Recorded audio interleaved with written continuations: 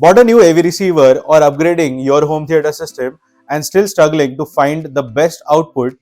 Well, in that case, I have got you covered in this video, because today I am going to share with you 5 of my personal favorite settings in any AV receiver which will enhance the sound performance of your system.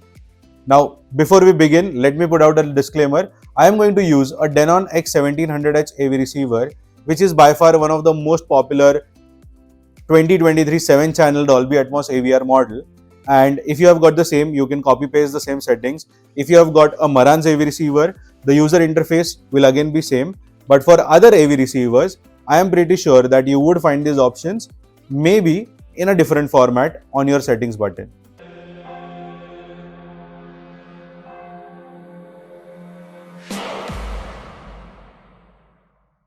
Now the first setting is to turn off or keep the eco mode on auto. Now I know many of you would be wondering that economy mode is actually given so that we can save on the power consumption, and I totally agree with you.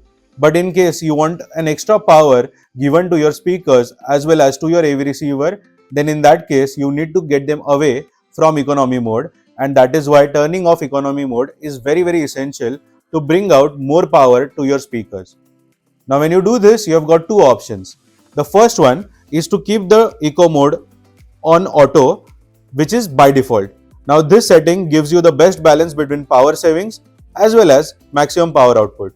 For instance, when you have low volume levels on your AV receiver, the power saving mode gets active. But when you increase the volume level, the power savings is switched off automatically so that you can enjoy maximum output power without distortion. Similarly, if the volume level is set to very high level but there is no input signal, then in that case the AV receiver will automatically go back to the economy mode. So this way you can always let the AV receiver switch easily between power saving mode and more power mode. Also, if you are confident that your speakers are going to need more power at any given circumstances, then make sure to turn off the economy mode altogether. The second setting is for those of you who love to watch movies but are struggling to get the dialogue levels right.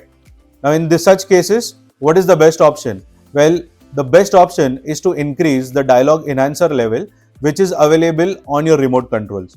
All you have to do, for instance, now what I am going to do in the Denon AV receiver is I am going to press the option button, and when I press the option button, I am going to see the first window out here which says dialogue enhancer. Now in dialogue enhancer, I can increase or decrease the volume levels or the dB levels, and this is going to be according to individual sources.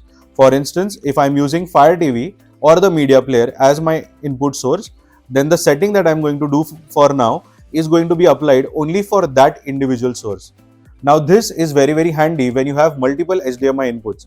For instance, when you're shuffling between a Tata Sky HD set-top box to a media player, the volume levels will be different, and in such cases, this dialogue enhancer level can be adjusted for both these input separately.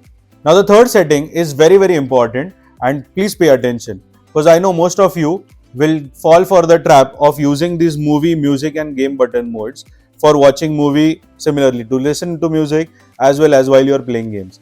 But believe me, try to get rid of this and stick to the fourth yellow button, because this pure button will give you two options.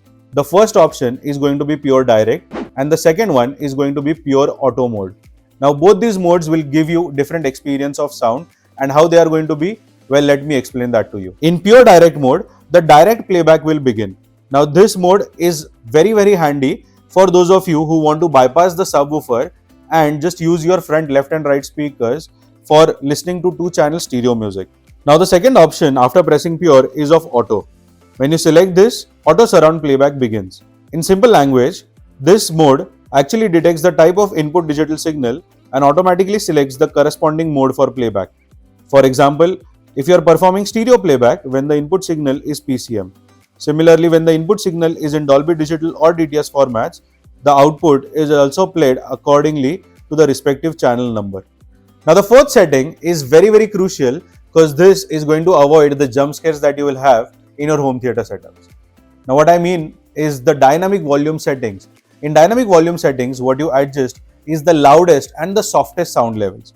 For instance, in this AV receiver, when I see heavy as one of the first option, what it means is that most of the adjustment to softest and loudest sounds will happen when I select the heavy mode.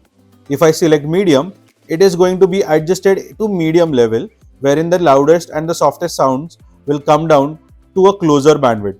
Similarly, when I put it on light, then there will be a very least or very minor adjustment to the loudest and the softest sound. And if I put it on off, then in that case, I am definitely going to be scolded by either my neighbors or my parents if I am going to trouble them with the loud sounds. Now, in case you are wondering where are the other options of crossover speaker setup, well, we have already covered that in our previous video, and I am going to ask you to watch that video using the link above, but after this last and the final setting. Because the last and the final setting is about manual equalizer. Now, manual equalizer is an option which is available in most of the AV receivers.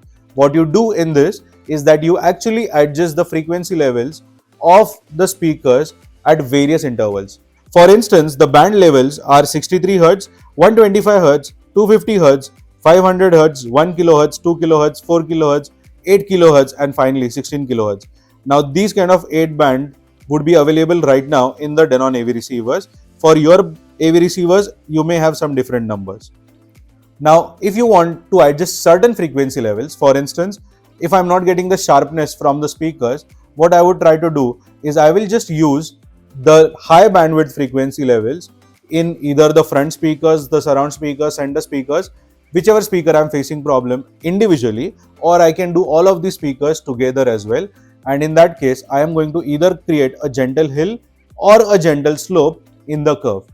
Now, you can also keep the curves flat in case you feel them to be alright, or you can just play around with these frequency levels, but try not to have a steep margin between two bandwidth levels. Now, these 5 settings are mostly going to be observed in most of the AV receivers, but in case your AV receiver does not have either one of these options, then always still try the other 4.